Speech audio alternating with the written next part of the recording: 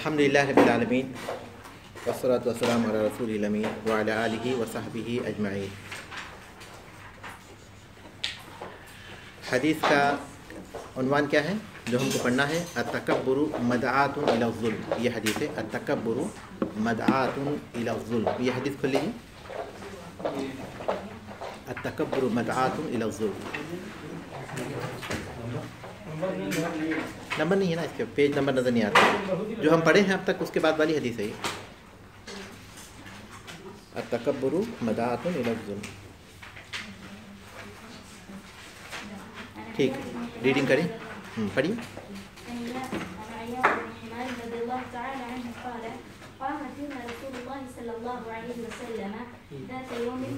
عطيبا فقال وإن الله أوحي إلي أن تواضعوا حتى لا يفخر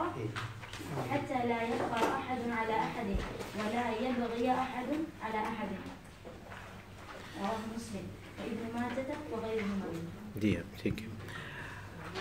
अत्तकब्बुरु मदआतुन इला ज़ुल्म अन इयाज़ इब्न हिमार रज़ियल्लाहु अन्हु क़ाल क़ाम फ़ीना रसूलुल्लाहि सल्लल्लाहु अलैहि वसल्लम ज़ात यौमिन ख़तीबन फ़क़ाल व इन्नल्लाह औहा इलय्य अन तवाज़उ हत्ता ला यफ़ख़र अहदुन अला अहदिन वला यबग़ी अहदुन अला अहद।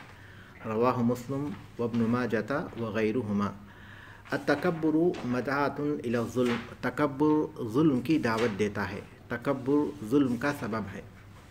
मदआतुन दआ यदउ से है और उसके माने हैं दावत देने वाला। तकब्बुर दावत देता है ज़ुल्म को। तकब्बुर ज़ुल्म का सबब है। इयाज़ इब्न हिमार रज़ियल्लाहु ताला अन्हु से रिवायत है, कहते हैं क़ाम फ़ीना रसूलुल्लाहि सल्लल्लाहु अलैहि वसल्लम ज़ात यौमिन ख़तीबा। रसूल अकरम सल्लल्लाहु अलैहि वसल्लम एक दफ़ा हमारे पास हमें खुतबा देते हुए खड़े हुए, यानी एक दफ़ा आप सल्लल्लाहु अलैहि वसल्लम ने हमें खुतबा दिया। क़ाम फ़ीना खड़े हुए, रसूलुल्लाह सल्लल्लाहु अलैहि वसल्लम ज़ात यौमिन एक दिन, ख़तीबन खुतबा देते हुए, यानी एक मरतबा रसूल अकरम सल्लल्लाहु अलैहि वसल्लम ने हमें खुतबा दिया। फ़क़ाल, आपने कहा, बहुत सी बातें कहीं, उसमें एक बात ये भी थी व इन्नल्लाह औहा इलय्या, अल्लाह ताला ने मुझ पर वही की है। व इन्नल्लाह औहा इलय्या, और अल्लाह ताला ने मुझ पर वही की है। अन तवाज़उ, कि तुम आपस में तवाज़ो आजिज़ी इख्तियार करो। तुम आपस में तवाज़ो इख्तियार करो, यानी आजिज़ी इख्तियार करो। हत्ता ला यफ़ख़र अहदुन अला अहद, यहाँ तक कि कोई किसी पर फ़ख्र ना करे।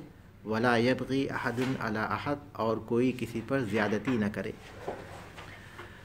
इन्नल्लाह औहा इलय्या, अल्लाह ताला ने मुझ पर वही की है। अन तवाज़उ, कि तुम आपस में तवाज़ो इख्तियार करो। हत्ता ला यफ़ख़र अहदुन अला अहद, यहाँ तक कि कोई किसी पर फ़ख्र न करे। वला यबग़ी अहदुन अला अहद, और कोई किसी पर ज़्यादती न करे। इमाम मुस्लिम और इब्न माजा रहमहुमुल्लाह और दीगर मुहद्दिसीन ने इस हदीस को रिवायत किया है। अल्फाज माने देखिए, औहा इलय्या अंज़ला अलैयल वह्यु, मुझ पर वही नाजिल की। औहा इलय्या माने है अंज़ला अलैया अल वह्यु, नाजिल की मुझ पर वही। वल वह्यु अल इलामुल खफ़ी अस्सरी, तेज़ी के साथ खुफिया तौर पर ख़बर देना। अल इलाम माने ख़बर देना, अल खफ़ी माने खुफिया तौर पर, अस्सरी माने तेज़ी के साथ। वही के लग़वी माने हैं वही के। अल इलामुल खफ़ी सरी, तेज़ी के साथ खुफिया तौर पर किसी बात की खबर देना। सरी तेज़, सरीउ अस्सरीउ। अल इलामुल खफ़ी सरीउ, तेज़ी के साथ खुफिया तौर पर किसी चीज़ की खबर देना। वही के माने हैं अल इलामुल खफ़ी सरी, तेज़ी के साथ खुफिया तौर पर किसी चीज़ की खबर देना। अन तवाज़उ ऐ ला ततकब्बरू, यानी तकब्बुर मत करो। व तवाज़उ लीनुल जानिबी, और तवाज़ु के माने हैं अपने पहलू को पस्त करना, नर्म करना, यानी नरमी बरतना। लीनुल जानिबी, अपने पहलू को नरम करना। लीन माने नर्म, अल जानिब पहलू, पहलू को नरम करना यानी नरमी करना। ऐ ला ततकब्बरू, यानी तकब्बुर ना करो। व तवाज़उ लीनुल जानिब, और तवाज़ु कहते हैं पहलू पस्त करने को, यानी नरमी करने को। लीन लय्यिन से है लीन। ला यफ़ख़रु ला यतआज़मु ولا یتعالی لا یتعاظم بڑائی نہ ظاہر کرے، نہ عظمت کا مظاہرہ کرے، لا یتعاظم عظمت کا مظاہرہ نہ کرے، ولا یتعالی اور نہ بڑائی کا مظاہرہ کرے،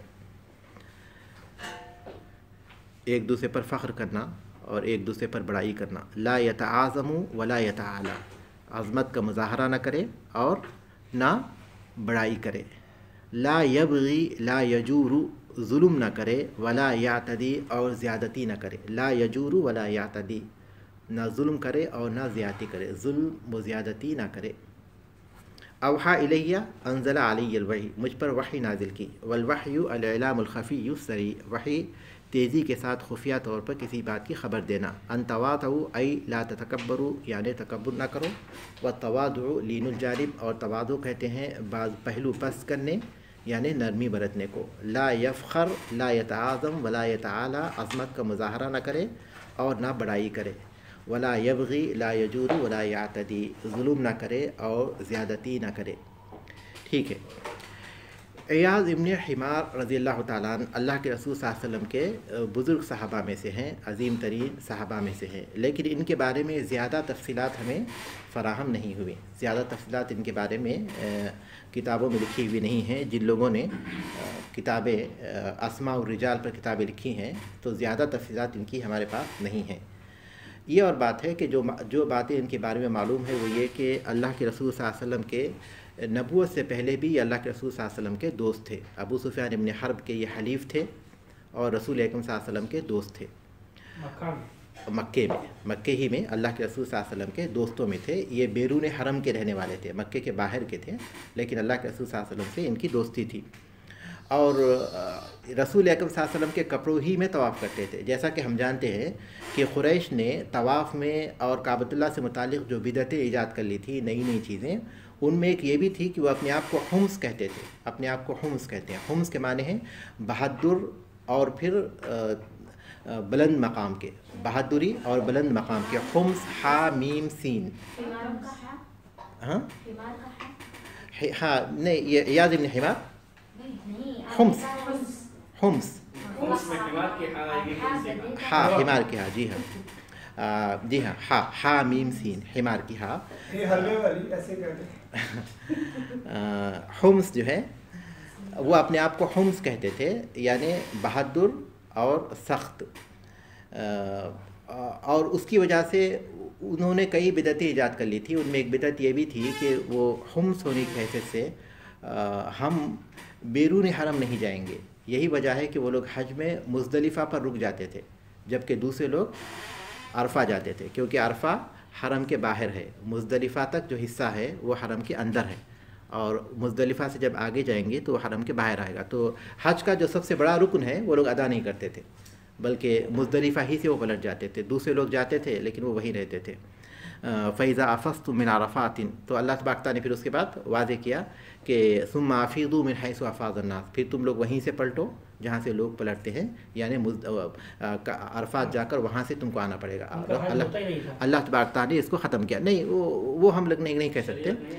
ان میں جو موحد ہوں گے اور ان کو اس بات کا علم نہیں ہوگا تو ان کا حج اس کے بغیر بھی ہو جائے گا، کیونکہ ان کا اس علم نہیں تھا، کیونکہ انہوں نے اسی حالت میں دین کو پایا تھا، انہوں نے دین میں جو تبدیلیاں کی تھی اسی حال میں پایا تھا۔ لیکن ظاہر ہے کہ انہی کا حج ہوگا جو ان میں موحد تھے، اور جو شاذ و نادر ہوں گے، جو شاذ و نادر اکا دکا کوئی آدمی ہوں گے ان میں جو موحد تھے۔ تو ان میں سے ایک یہ بھی تھا کہ وہ لوگ یہ کہتے تھے کہ بیرون حرم کے لوگ جب آئیں تو سب سے پہلا طواف وہ حمص والوں کے کپڑوں سے کریں، یعنی قریش کے کپڑوں سے کریں۔ لہٰذا باہر کے جو لوگ آتے وہ قریش کے لوگوں سے کپڑا لیتے اور اس میں وہ پہلا طواف کرتے، اور جن کو کپڑا نہیں ملتا وہ ننگے طواف کرتے تھے، چاہے وہ مرد ہو یا عورت تھے۔ عورتیں چھوٹا سا کپڑا اپنے جسم پر رکھ لیتی تھیں۔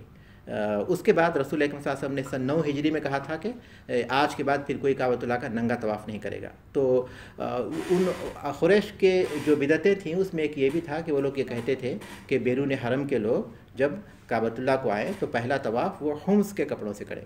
تو یہ اللہ کے رسول صلی اللہ علیہ وسلم سے کپڑے لیتے تھے۔ عیاض ابن حمار رضی اللہ تعالیٰ عنہ یہ اللہ کے رسول صلی اللہ علیہ وسلم سے کپڑے لے کر طواف کیا کرتے تھے۔ مکے ہی میں اللہ کے رسول صلی اللہ علیہ وسلم کو ایک مرتبہ انہوں نے کوئی ہدیہ دیا، رسول اکرم صلی اللہ علیہ وسلم نے کہا کہ کیا تم ایمان لا چکے ہو؟ تو انہوں نے کہا کہ نہیں۔ تو آپ نے کہا کہ اللہ تعالیٰ نے مجھے مشرکین سے ہدیہ لینے سے منع کیا ہے، ہو سکتا ہے یہ وقتی تعلیم ہو، ورنہ اللہ کے رسول صلی اللہ علیہ وسلم ہدیہ تو قبول کرتے تھے، تو انہوں نے اسلام قبول کر لیا، رسول اکرم صلی اللہ علیہ وسلم نے ان کا ہدیہ قبول کر لیا۔ قدیم الاسلام ہے یہ، زیادہ تفصیلات ان کے بارے میں نہیں ہیں، البتہ یہ بصرے میں تھے اور سن 50 ہجری میں ان کا انتقال ہوا۔ بصرے میں انہوں نے سکونیت اختیار کی، وہیں ان کا انتقال ہوا سن 50 ہجری میں۔ 30 احادیث ان سے مروی ہیں جس کے بارے میں تفصیلات مجھے فراہم نہیں ہو سکی۔ 30 احادیث ان سے مروی ہے۔ حمار تو وہی ہے، عرب میں اصل میں نام جو ہے علامت کے طور پر استعمال ہوتا تھا، تو اس لیے کوئی آدمی جو ہے کسی نام سے معروف ہو جاتا، ہو سکتا گدھے سے کوئی مناسبت تھی ہوگی ان کی، کبھی انہوں نے کسی گدھے کو وہ کیا ہوگا، یا پھر جو بھی ہو ایک علامت کی بہرحال، تو علامت کے طور پر وہ نام ان کا جو ہے پڑ گیا تھا ان کے والد کا، تو وہی نام ہے۔ نہیں، حمار ہی ہے، اسی بارے میں ہے۔ تو ایاد ابن حمار رضی اللہ تعالیٰ روایت کرتے ہیں کہ اللہ کے رسول صلی اللہ علیہ وسلم ہمارے ایک مرتبہ آپ نے خطبہ دیا تو اس میں یہ بات کی، اللہ تعالیٰ نے مجھ پر وحی کی۔ وحی کے بارے میں آپ جان چکے ہیں کہ لغت میں کس کو کہتے ہیں؟ الاعلام الخفی السریع، تیزی کے ساتھ۔ الاعلام الخفی السریع، تو یہ تھوڑا مطلب الاعلام الخفی السریع، صحیح ہے، تو 3 بھی مرفوع ہیں نا شیخ؟ ہاں، کیونکہ مرفوع کے ساتھ پڑھیں گے، جی ہاں، کیونکہ دونوں اس کی صفت واقع ہو رہی نا، الاعلام الخفی، اور اعلام کی دوسری صفت ہے السریع، خبر جو تیزی کے ساتھ ہو، خبر جو خفیہ طور پر ہو۔ تو وحی کے بہت سے معنی آتے ہیں، جیسے کہ یہاں انہوں نے ذکر کیا، اور یہ کتابت کے معنی میں بھی آتا ہے، اشارے کے معنی میں بھی آتا ہے، اور پھر الہام کے معنی میں آتا ہے، کسی بات کو دل میں ڈال دینا، اور پیغام کے معنی میں بھی آتا ہے۔ لیکن شریعت میں کہتے ہیں التعلیم الصادر من اللہ الی النبی، التعلیم الصادر من اللہ الی الانبیاء، التعلیم الصادر من اللہ الوارد الی الانبیاء، الوارد کا اضافہ کر لیجیے، التعلیم الصادر من اللہ الوارد الی الانبیاء، وہ تعلیم جو اللہ تبارک و تعالیٰ کے پاس سے صادر ہوتی ہے اور نبی کے پاس پہنچتی ہے۔ مصدر ہے اللہ تبارک تعالیٰ، اور جو مورد ہے جہاں پہنچتی ہے وہ نبی ہے۔ التعلیم الصادر من اللہ، الصادر صاد سے، التعلیم الصادر من اللہ الوارد الی الانبیاء،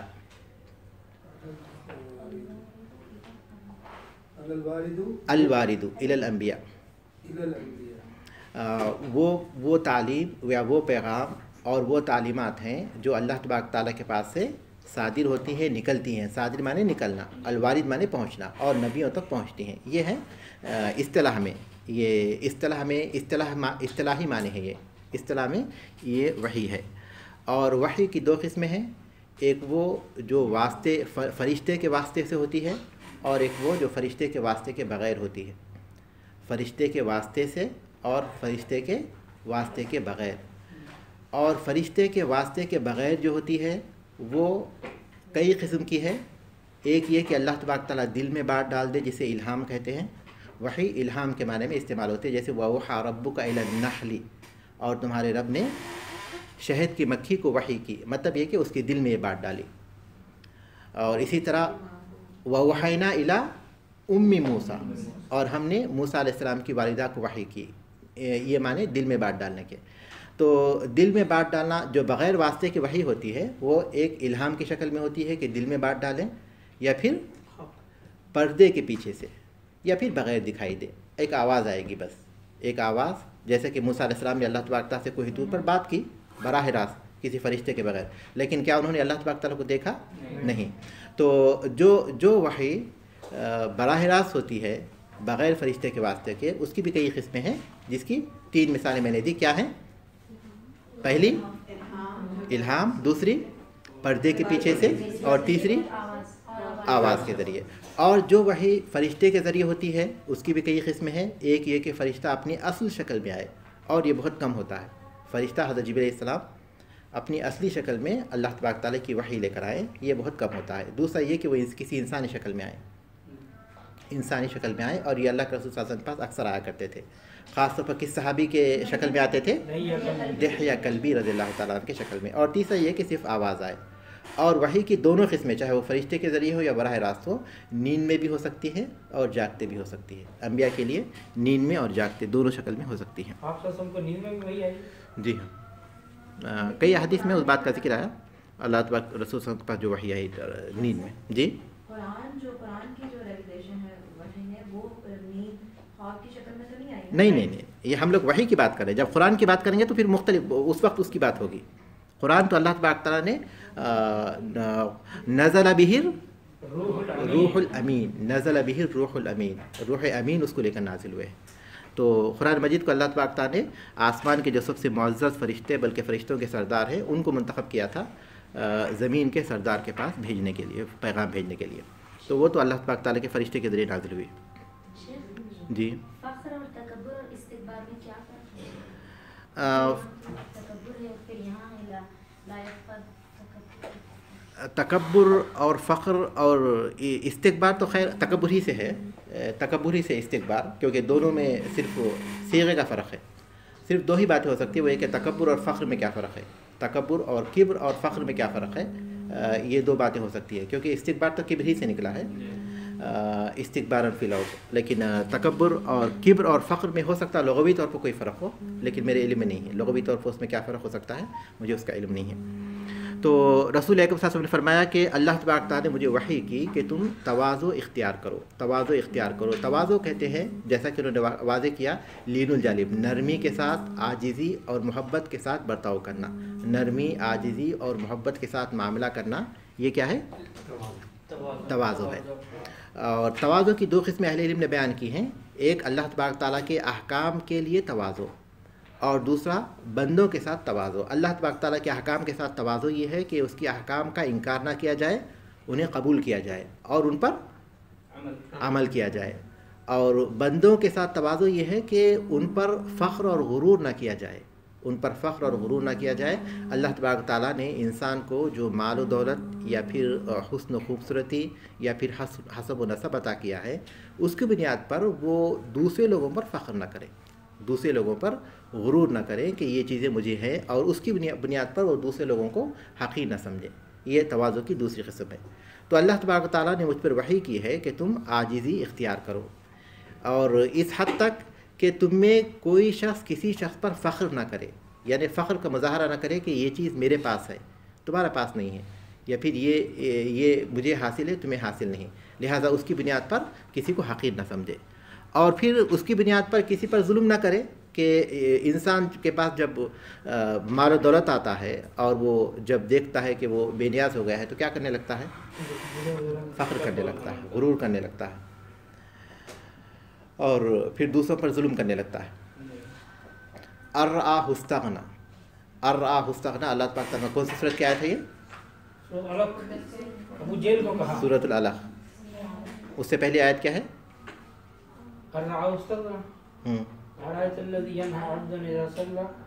أرأيت إن كان على الهدى أو أمر التقوى أرأيت إن كذب وتولى ألم تعلم بأن الله يرى.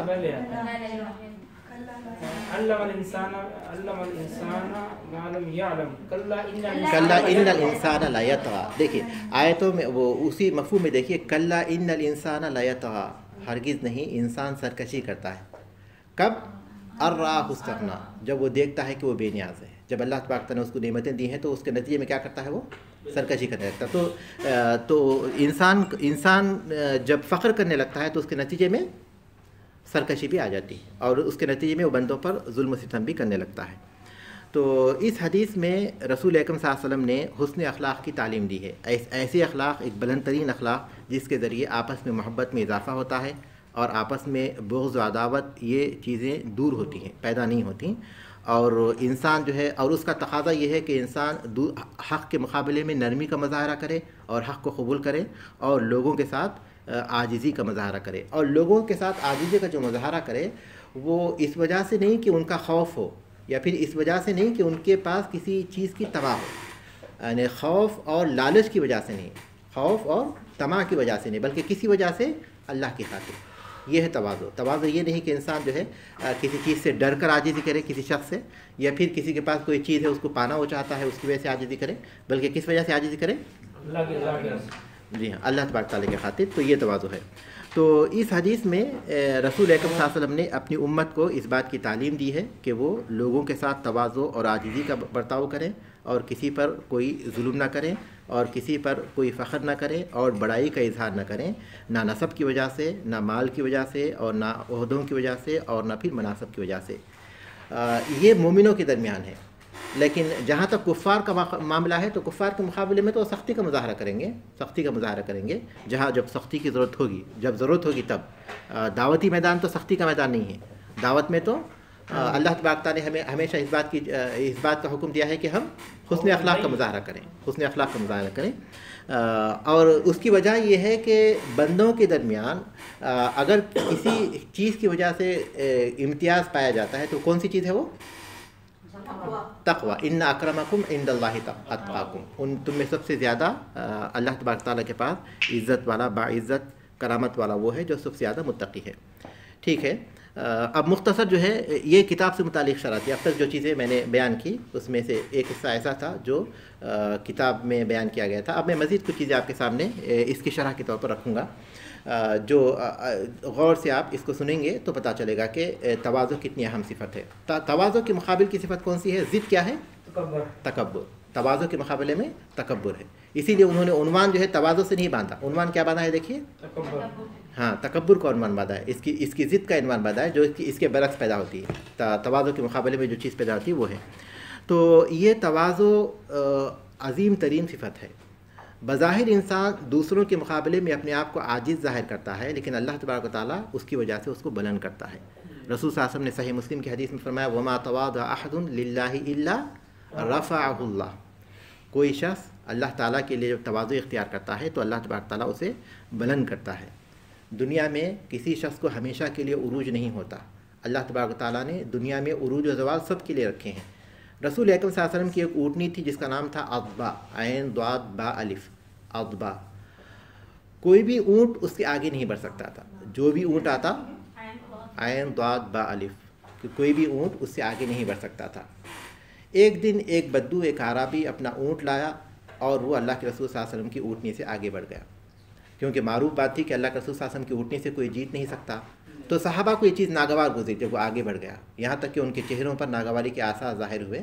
اللہ کے رسول صلی اللہ علیہ وسلم نے اس کو محسوس کیا تو رسول اکرم صلی اللہ علیہ وسلم نے اس کے بعد کہا حق علی اللہ الا یرتفع شیء من الدنیا الا وضعہ. اللہ تبارک تعالیٰ کا یہ دستور ہے کہ دنیا میں جب بھی کوئی چیز بلند ہوتی ہے تو اللہ تبارک تعالیٰ اسے پست کر دیتا ہے. پستی اور بلندی یہ دنیا کا دستور ہے. اسی لیے کبھی بھی انسان کو آج جو بلندی ہے اس کی وجہ سے فخر کا مظاہرہ نہیں کرنا چاہیے، اس کی وجہ سے اس کے اندر تکبر پیدا نہیں ہونا چاہیے.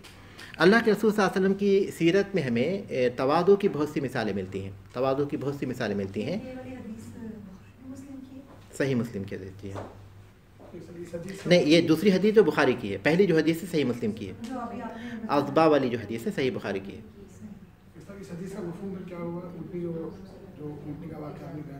اس حدیث کا مفہوم یہ ہوا کہ کوئی بھی شخص یا کوئی بھی چیز، حتیٰ کہ جانوروں میں بھی اللہ تبارک تعالیٰ نے یہ دستور رکھا ہے کہ بلندی اور پستی ان کو ہے.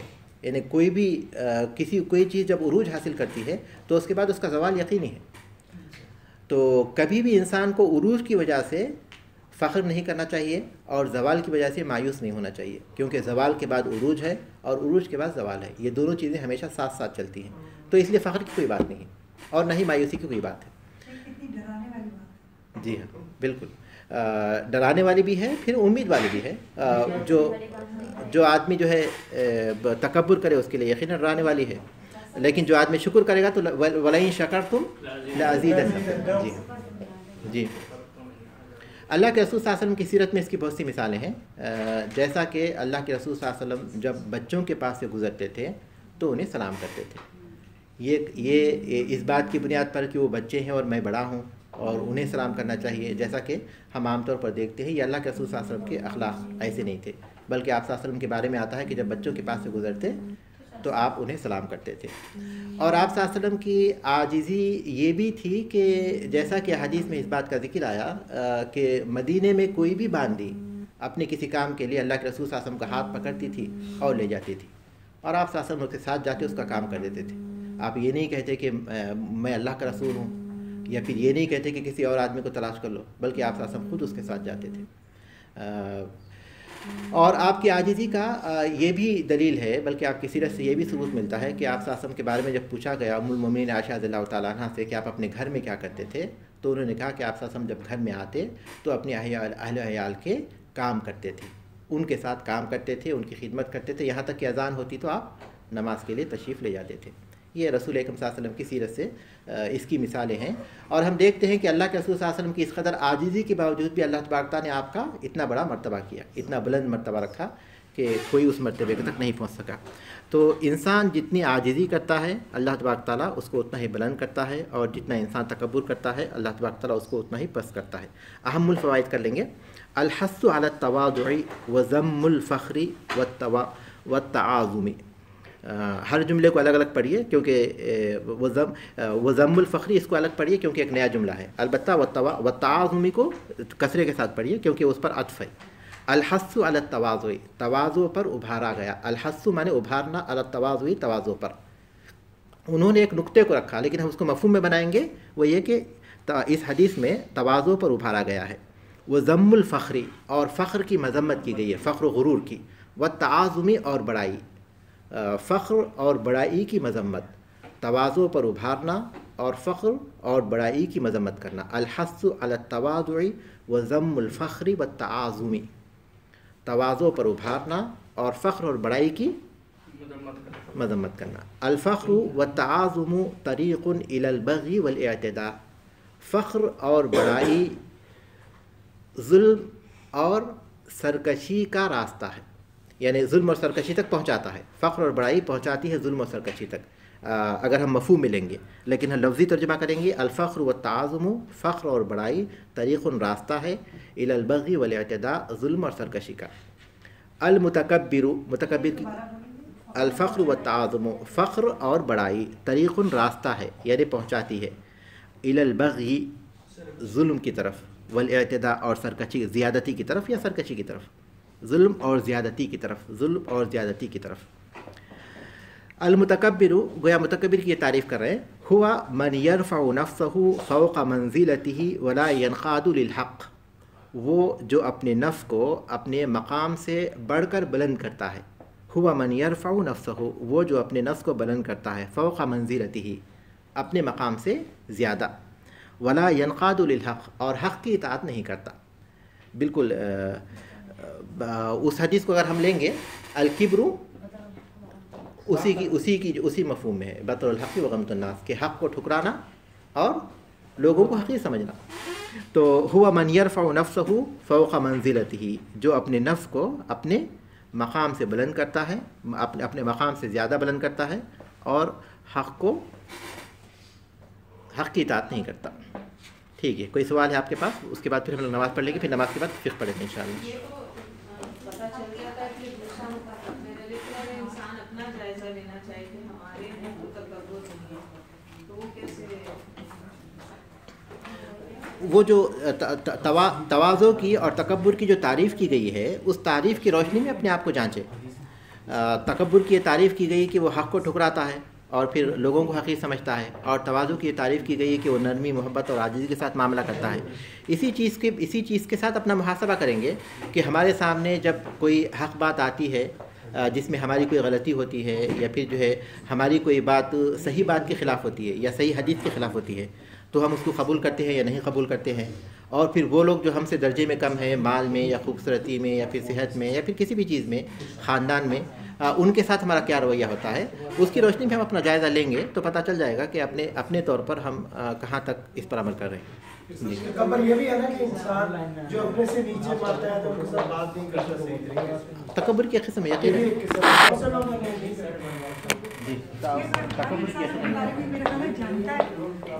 ہر انسان اپنے بارے میں جانتا تو ہے، وہ اپنی شخصیت کے بارے میں جانتا ہے، لیکن کبھی کبھی ایسے ایکشنز ہو جاتے ہیں جو ہمیں نہیں پتہ چلتا، جو پتہ نہیں چل رہا ایگزیکٹلی بات